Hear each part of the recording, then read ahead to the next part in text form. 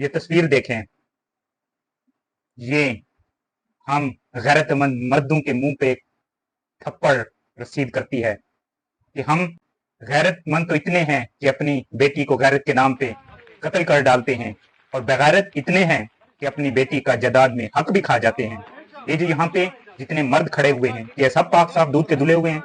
क्या इन्होंने कभी बदकारी नहीं की? ये खुद जिनाकार, बदकार, सबसे ज्यादा मर्द इस चीज में, बुराई में, जिनाकारी में सबसे आगे होते हैं, मगर इन्होंने अपने गिरेबान में नहीं झांका। लेकिन उस औरत को, उस बेटी को जिसने इस्लाम के मुताबिक ठीक काम किया, जिसने निकाह किया, जिना नहीं किया, पसंद की शादी की, सिर्फ कसूर ये था कि उसने पसंद की शादी करके मर्द की गैरत को ललकारा है, और इस बुनियाद पे उस बेटी को इन हिजड़े मर्दों ने खड़े होके अपनी मौजूदगी में भून डाला। सिर्फ कसूर ये था कि उसने इन मर्दों की गैरत को ललकार दिया।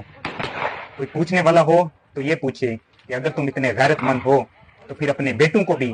ऐसे ही मारा करो जब वो किसी की बेटी को भगा के ले आते हैं आपके घर में। उस वक्त तो आपको गैरत याद नहीं आती, और अगर मारना भी था तो इसके बाप को भी साथ मारते, क्योंकि उसने ऐसी औलाद क्यों पैदा की। मगर क्यों गैरत तो सिर्फ औरतों पे आती है, मर्दों पे हमें कोई गैरत नहीं आती, क्योंकि वो तगड़े होते हैं, उन पे जोर नहीं चलता, क्योंकि औरत कमजोर होती है इसलिए उस पर जोर चलता है, और हम औरत पे अपना जोर चलाते हैं। हजरत ईसा अलैहिस्सलाम के दौर में एक बनी इसराइल में किसी ने जिना किया तो लोग उसे पत्थर मारने लगे, तो हजरत ईसा अलैहिस्सलाम ने फरमाया कि सबसे पहले पत्थर वो उठाए जिसने कभी जिंदगी में बदकारी ना की हो, जिसने कभी जिंदगी में गुनाह ना किया हो। तो सब पीछे हट गए, तो पता चला कि इंसान खताकार और बदकार है, लेकिन वजह क्या, सिर्फ हम अपने गिरेबान में नहीं झांकते, वरना इस तरह के वाकयात कभी भी रूनुमा ना हो। आज की 21वीं सदी में भी इस तरह के कत्लेआम देखने को मिलते हैं कि जहां लोग गैर कौमें चांद पे पहुंच गई, हम आज भी इन रस्म रिवाज की भीड़ चढ़े हुए हैं। मगर अफसोस कि कोई इन पे एक्शन लेने वाला नहीं है, कोई पूछने वाला नहीं है, वरना तो इन्हें भी ऐसे ही जिसने इसे मारा है उसे भी